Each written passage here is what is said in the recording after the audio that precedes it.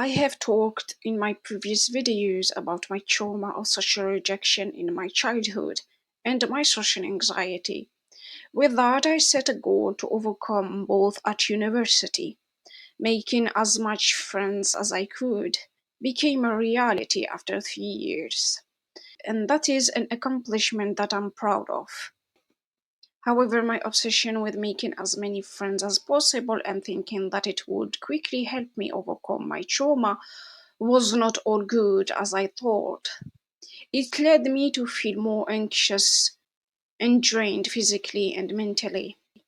Hello again, dear friends. It's Iko Ikram, and welcome back to my channel. In today's video, we are going to talk about why having no friends and seemingly boring life is not necessarily a bad thing. Going through social rejection had a significant impact on me. I always had that dream of having friends like the other girls, hanging out together, being free to express myself, and having fun like any other girl. For years, I observed other people, my classmates, having those kinds of friendships, while I spent most of my childhood alone. When I reached university, I set a goal to change that and make friends, which I achieved during my 5 years there. I had many friends and met numerous people, overcoming social rejection and becoming more comfortable in social situations, which was fantastic. However, I came to realize that my ideal type of friends was quite immature, similar to the way friendships are portrayed in animations and movies, where friends are depicted as loyal, kind, and always eager to hear you out and learn more about you, wanting the best for you. In trying to maintain these friendships, I found myself going to places I didn't enjoy, having discussions about topics that didn't interest me, watching TV shows that were not my thing, and even holding back my opinions and hiding my interest and competence to avoid making others uncomfortable. Worst of all, my fear of losing everything made me endure things and tolerate mistreatment, leading to increased anxiety.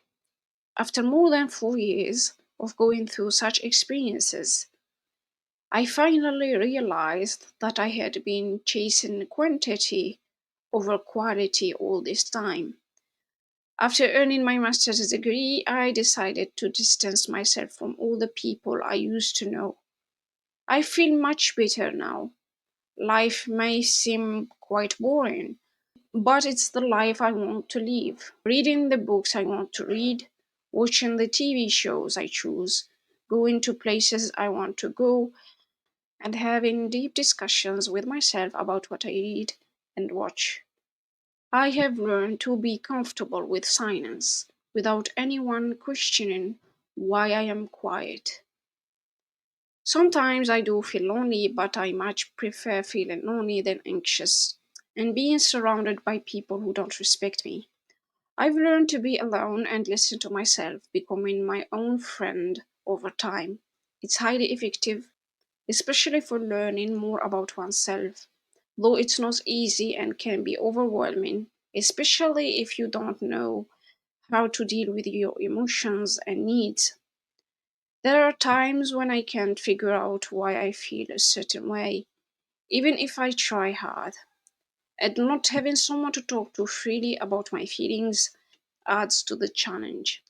Yet, even with these difficulties, I still find it 100% better than having friends who makes me feel bad about myself. When I can't seem to find answers to my questions, I turn to books, and most of the time, I find the answers I saw. People may view my way of spending quality time alone, whether working, reading, or going out by myself, as a boring life. Even in today's world, socializing is often confused with posting everything online. But I don't mind that at all. On the contrary, I love this seemingly boring life of mine. I still want to have friends, but instead of seeking many superficial connections as I did in the past, I now seek quality, deep and meaningful connections. At the end of the day, even though I enjoy being alone, it doesn't mean I don't need to socialize and make new friends. I still have a long way ahead of me to learn more about myself, regulate my emotions, figure out my needs, and make good friends who value me as much as I value them. I intend to take all the time needed to achieve this. I don't really need to rush things. So, yes, live the life you want and be with people who respect your ways and choices. Don't waste your time on toxic people. That's all for today's video. See you next time, and thank you for listening.